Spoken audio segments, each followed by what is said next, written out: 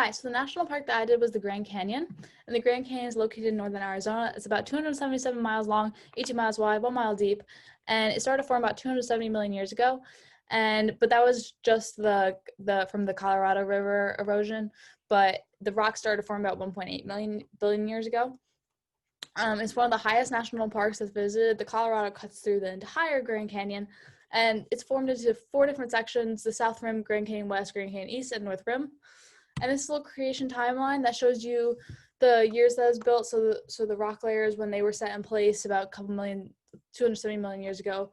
And then when it was done being created and formed by the Colorado River, although it continues to be by erosion and weathering. And then findings of early life through fossils and earliest ancient tribes and evidence of Indian tribes living there as well.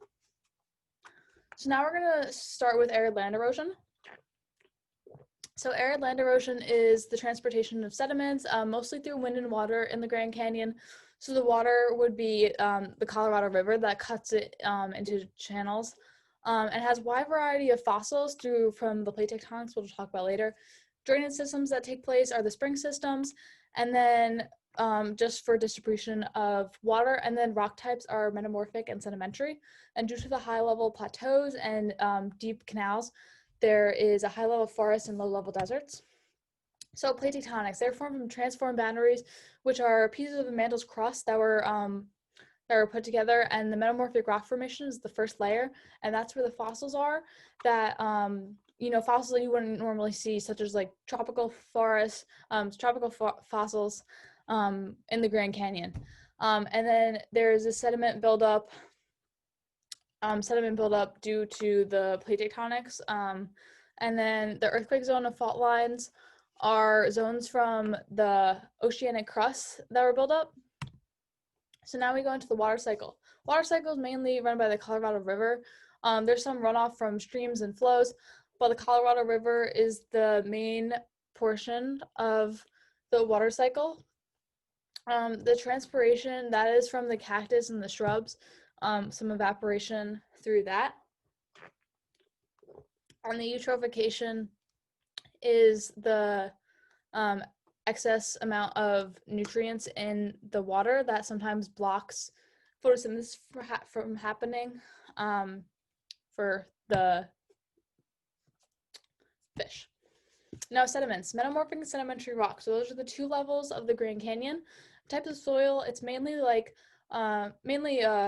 silty loam or clay loam, which is good for nutrients and water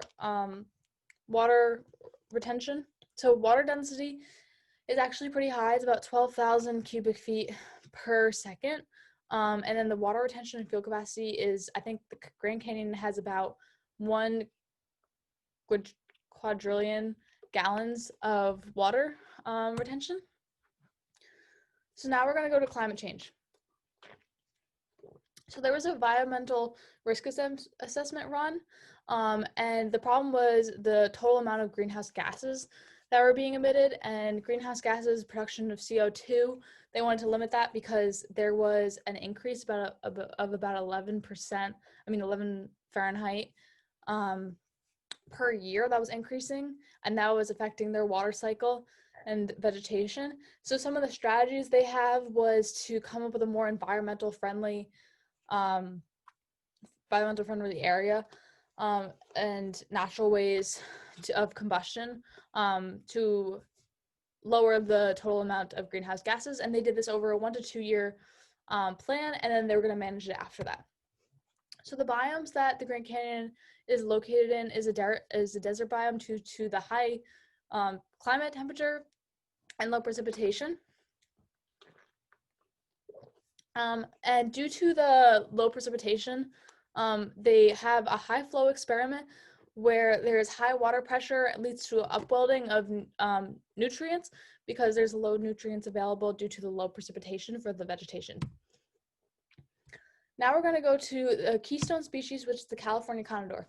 This is the largest North American land bird, population about 270, which means high at risk of extinction. 20 to 24 pounds, lives up to 60 years, and feeds on carrion, which is we're going to talk about later. So biodiversity is important to leading to adaptation, because the higher the biodiversity, the stronger chance of adaptation. happening and then lowers the chance of extinction.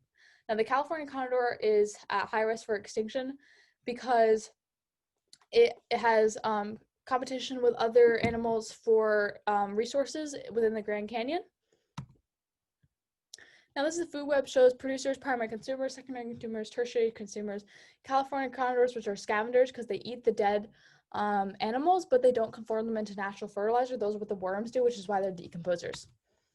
Now, runoff, nitrogen and phosphorus. Nitrogen produces nitrogen. Main part of that is the fertilizer from the decomposers. And then phosphorus is part of the primary productivity.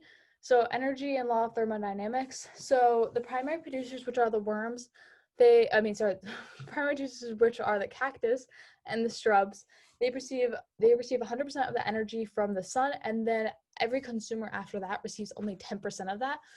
So the first law of the thermodynamics is that no energy can be destroyed or created. So that is where the decomposers come in. They use that, they take up all that energy and then they recycle it because they have all the energy that was from the past consumers and producers. Now, the second law of thermodynamics is that although there's no energy that can be lost, there is energy that could be unusable, and that is where energy is lost through heat. So now we go on to the itinerary. So the itinerary is full of educational, so is recreational, and community bonding activities such as water rafting. Water rafting is a good chance of community bonding. You get to see an up-close view of the different rock layers and paddling through the mountains, as well as you can stop for a comparison of different types of soil and a different research look into that. Now, hiking can be a daily activity. You notice the community ecology, such as plants and animals around certain areas and different types of soil. Some easy hiking trails are the South Rim and North Rim trails because you get a deep look into the mountains without actually having to go all the way down. Now, helicopter tours, a little bit of risk, but it's kind of a once in a lifetime opportunity. You get to learn about the atmosphere and the climate along the way, and you get a look from different viewpoints to see the different mountains. Now, educational tours, there's ranger-led educational tours. Learn about fossils, ecology, geology, and they're professionals that have known the land, and you just get a really deeper understanding of the Grand Canyon, and then you can build off of that. Now, the Ecology Museum, it's famous for the museum itself as well as the history of Grand Canyon. It has three-dimensional models, relief maps, and it has a structure of the different rock layers in detail.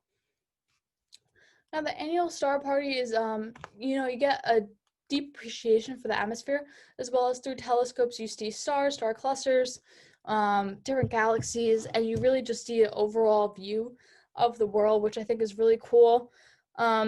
It's just a great learning experience as well as just a great experience in general. So this is why it would take place in June during the summer months over a 6-day activity, just because in June, that's when the annual star party is. And that is it. Then there's my bibliography.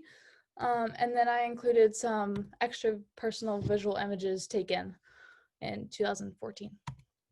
So that is it. Thank you for watching.